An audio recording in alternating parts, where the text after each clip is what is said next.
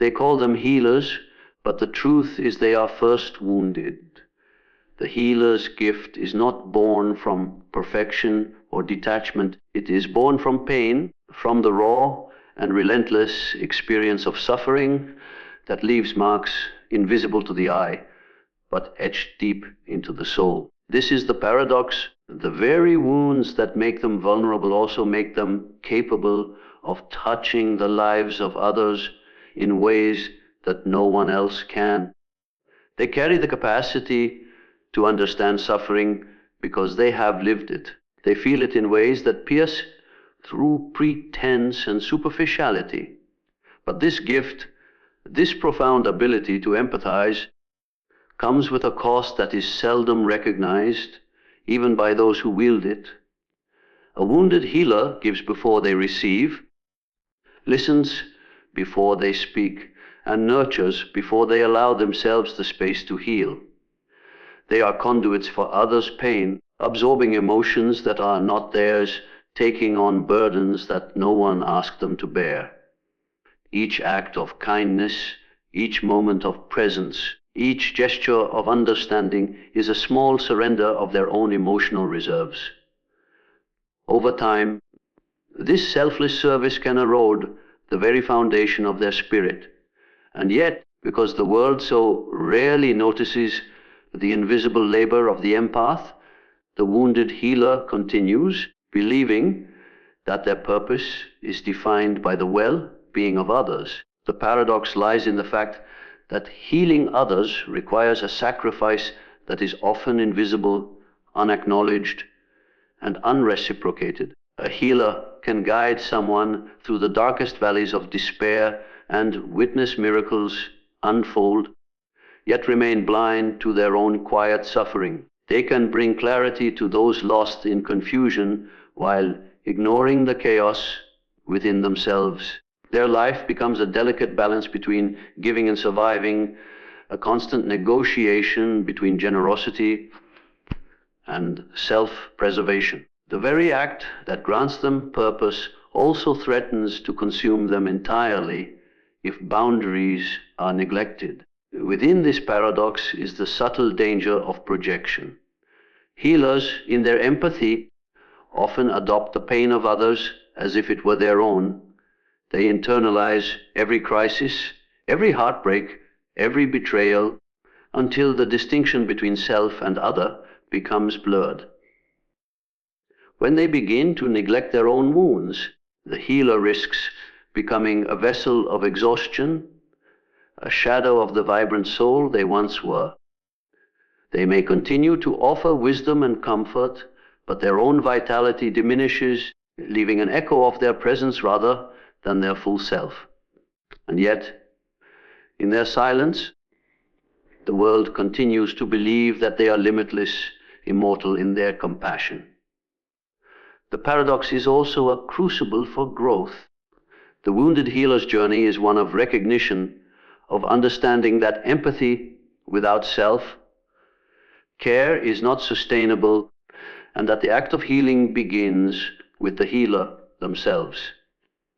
True wisdom comes when they acknowledge their pain, not as a flaw to be hidden, but as a source of insight.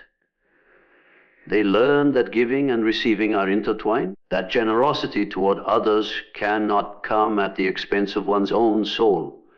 The moments of despair, the sleepless nights, the internal battles that rage quietly. These are not signs of weakness, but markers along the path toward authentic healing. It is a delicate, ongoing dance. The healer must navigate the tension between selflessness and survival, between the desire to rescue and the necessity to replenish. They learn to recognize the limits of their endurance and the sanctity of their own inner life. They begin to see that the wounds they carry are not a curse, but a map, a guide to understanding both themselves and those they seek to help. And in that recognition, they find a deeper power, the power to heal without losing themselves, to empathize without being engulfed, to serve without sacrificing the core of who they are. Boundaries are the invisible lines that define where one person ends and another begins. For most, they are simple fences, reminders of personal space, emotional limits, and the separation between self and other. But for the empath, boundaries are fragile, permeable, and often non-existent. The empath does not only sense the emotions of others, they absorb them, internalize them, and carry them as if they were their own. This constant emotional osmosis blurs the distinction between self and world, creating a precarious state in which their own needs are perpetually eclipsed by the needs of those around them.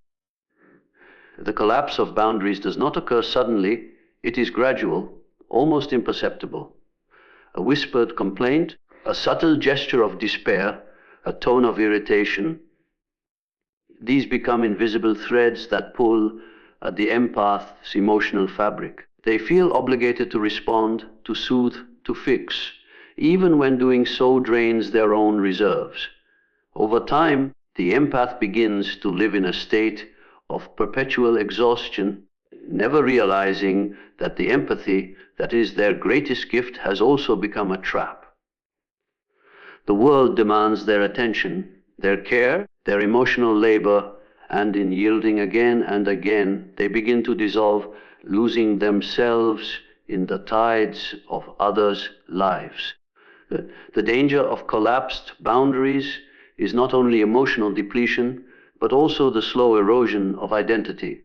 When an empath constantly merges with others, they begin to forget who they are outside the needs and expectations of those they care for. Their desires, thoughts, and even emotions are filtered through the prism of other people's experiences.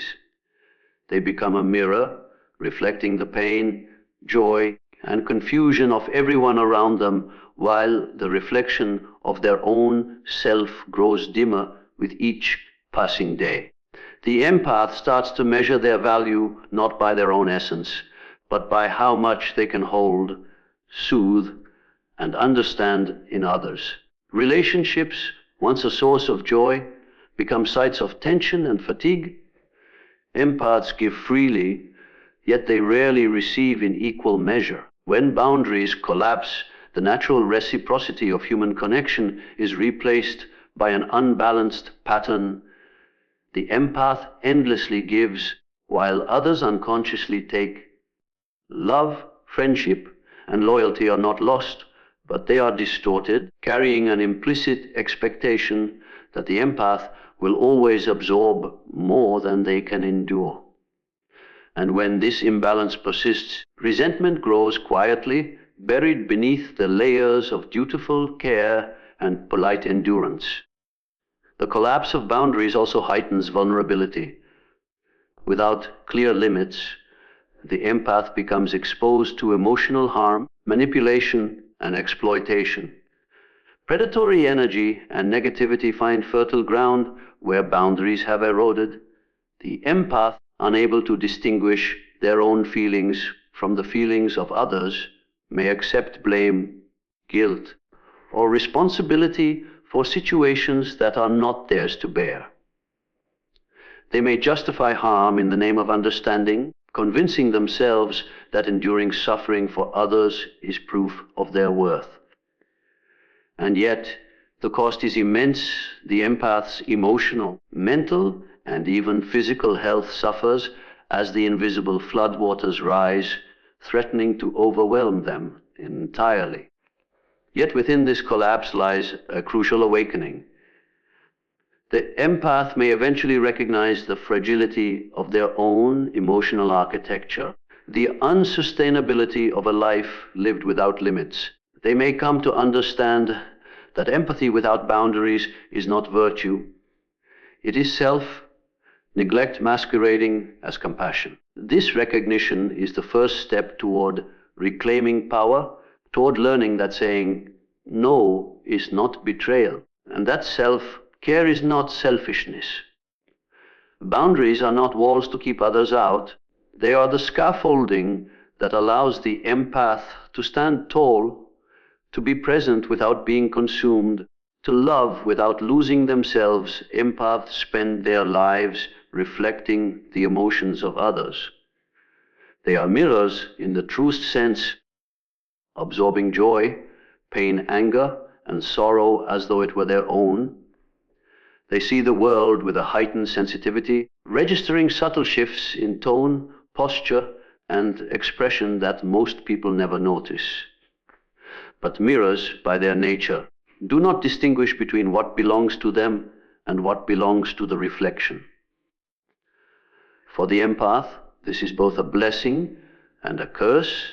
A blessing because they can illuminate hidden truths in others, a curse because they rarely see their own reflection clearly. At some point, the mirror turns inward. It is not a sudden event, but a quiet, almost imperceptible shift. The empath begins to recognize the weight they have carried for so long, the emotions, expectations, and energies of everyone around them. They realize that the tears they have wiped away, the fears they have soothed, and the hearts they have held are not theirs to own. And yet they have carried them anyway, allowing the external world to imprint its chaos upon their own inner landscape. When the mirror turns inward, the empath finally confronts the reflection they have avoided for so long themselves. This confrontation is neither gentle nor easy. The empath suddenly sees the cumulative toll of their giving. They see the exhaustion, the hidden resentment, the suppressed needs, and the unhealed wounds that have been masked by their outward compassion. The reflection shows them the truth. Intending to everyone else, they have neglected their own soul. The mirror exposes the imbalance between service and self-care, between love for others and love for oneself. And as the empath gazes into this truth, a profound reckoning begins. The mirror also reveals patterns that were once invisible. The empath begins to notice the cycles of dependency and sacrifice they have unconsciously participated in. They see the ways in which they have enabled behaviors, absorbed negativity, and ignored their own instincts to maintain peace or avoid conflict. These reflections are not meant to induce shame, but awareness. The empath realizes that their life has been a continuous negotiation between selflessness and survival, and that without conscious reflection, they have been living in the shadow of their own unacknowledged needs. When the mirror turns inward, the empath begins to reclaim their agency. They recognize that the emotions they once carried for others do not define them. They understand that they are not responsible for the happiness, suffering, or choices of those around them. This realization is disorienting because it challenges the identity the empath has built over years, an identity rooted in selfless care. Yet within this confrontation lies liberation. The mirror, once a reflection of others, becomes a tool for understanding, growth, and self-empathy. The inward turn also sharpens clarity. The empath starts to see relationships, environments, and influences that have been toxic, draining, or unbalanced. They begin to differentiate between genuine connection and emotional exploitation. They notice the subtle ways in which they have prioritized the emotional well-being of others over their own, often at great cost. And with this awareness comes a subtle but profound shift. They start to set limits, speak truths they had long silenced, and honor the boundaries that protect their inner life.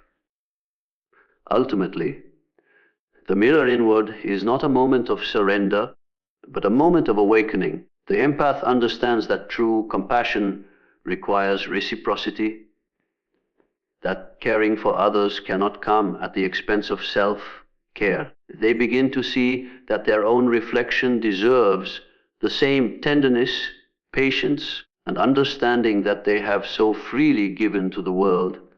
And in facing their own image, raw and unfiltered, they take the first steps toward integrating their empathy with self-respect, presence, and authenticity. Empaths are accustomed to giving, to yielding, to absorbing the emotional weight of the world around them. For years, they flow outward, offering understanding, solace, and compassion, while often neglecting their own needs. Their natural orientation is toward others, toward comforting, supporting, and soothing those who stumble under the burden of their own lives. But there comes a moment when the polarity shifts, a subtle yet profound reversal that changes everything. The outward flow of energy begins to turn inward, and the empath finds themselves aligned not with the world's demands, but with the truths of their own inner life. This reversal is rarely immediate or dramatic. It begins quietly, with small acts of self-assertion that once would have seemed impossible, saying no to a favor, refusing to carry someone else's emotional burden, prioritizing their own rest, or acknowledging their own anger. The shift is almost imperceptible at first, like a whisper against the storm, but it grows steadily. As the empath honors their own needs, as they claim their time, energy, and attention, a remarkable transformation unfolds. The once unidirectional flow of giving becomes a balanced circulation where self-care and compassion coexist in equilibrium. The reversal of polarity is also an awakening to the shadow that has been suppressed. Empaths are often taught, implicitly or explicitly, that strong emotions like anger, resentment, or frustration are unacceptable, dangerous, or selfish. These emotions are pushed inward, masked by smiles and reassurances, and hidden beneath layers of caring and patience. But when the polarity reverses, the empath confronts these suppressed energies. Anger is no longer denied, resentment is no longer buried, and fear is no longer avoided. These emotions are acknowledged, integrated, and transformed into wisdom and strength. The reversal does not make the empath cruel or callous. It makes them whole, capable of empathy without self-erasure. Another dimension of this reversal is the shift from submission to sovereignty. Empaths often live in a state of quiet acquiescence, bending to the will of others, negotiating their identity around external expectations. They accommodate, adapt, and absorb, believing that their value is measured by the degree to which they serve. But as the polarity reverses, they begin to inhabit their own authority.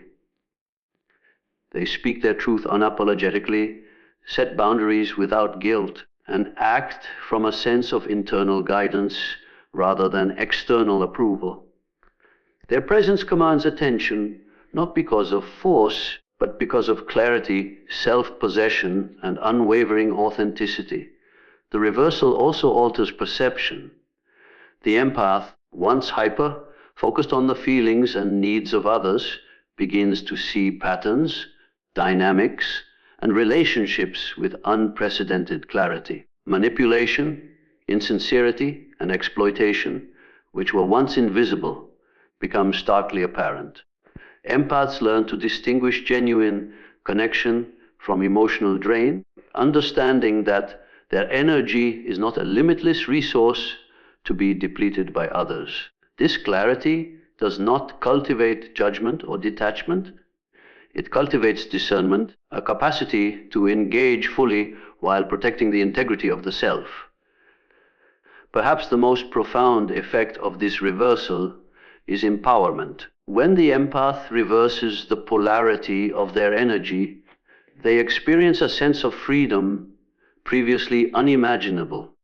Compassion is no longer a trap, but a choice Giving is no longer an obligation, but an expression of alignment with their own soul. The once quiet, self-effacing empath begins to embody a presence that is magnetic, resilient, and self-contained. They have discovered that their power does not reside in endless sacrifice, but in the ability to give from a place of fullness, presence, and sovereignty. True power is rarely loud, rarely aggressive, and never born from domination. For the empath, it is a subtle, almost imperceptible force that emerges only after a long journey through pain, sacrifice, and self-discovery. This power is not granted by recognition, titles, or accolades. It is forged in the crucible of experience, in the silent struggles of absorbing the world's chaos while learning to hold one's own center. The empath discovers that the most profound strength lies not in controlling others, but in mastering the self, in cultivating presence, clarity, and sovereignty, even amidst emotional turbulence. The birth of this power begins with awareness. The empath recognizes that their energy, their compassion, and their attention are finite resources. For years, they have given freely, often to the point of exhaustion, believing that their value is measured by how much they can serve. They have carried burdens that were not theirs, softened pain that did not belong to them, and sacrificed their own needs in the name of love, understanding, or duty. True power emerges the moment the empath sees this pattern with unwavering clarity, acknowledging the cost of self-neglect and choosing a different path. Empowerment for the empath is deeply intertwined with boundaries. No longer are they passive recipients of emotional manipulation or overextension. They understand that saying no is not a failure of compassion, but a declaration of self-respect. They learn to discern which energies they absorb and which they release. In this process, they reclaim the emotional territory that was once ceded to others, creating a sacred space where their own feelings, desires, and intuition are honored. This reclamation is not an act of selfishness, but an awakening to the truth that one cannot pour from an empty vessel. Another dimension of this power is resilience. Empaths have lived through storms that others cannot fathom.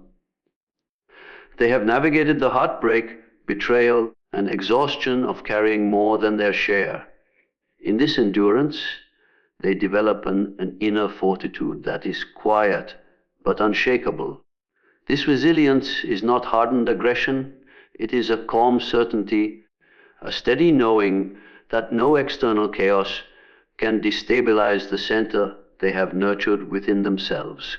They no longer collapse under pressure, nor are they easily swayed by the emotional turbulence of others. Instead, they meet the world with composure, discernment, and a sense of inviolable self-possession. True power also transforms relationships. The empath no longer gives to be needed, to be loved, or to avoid conflict.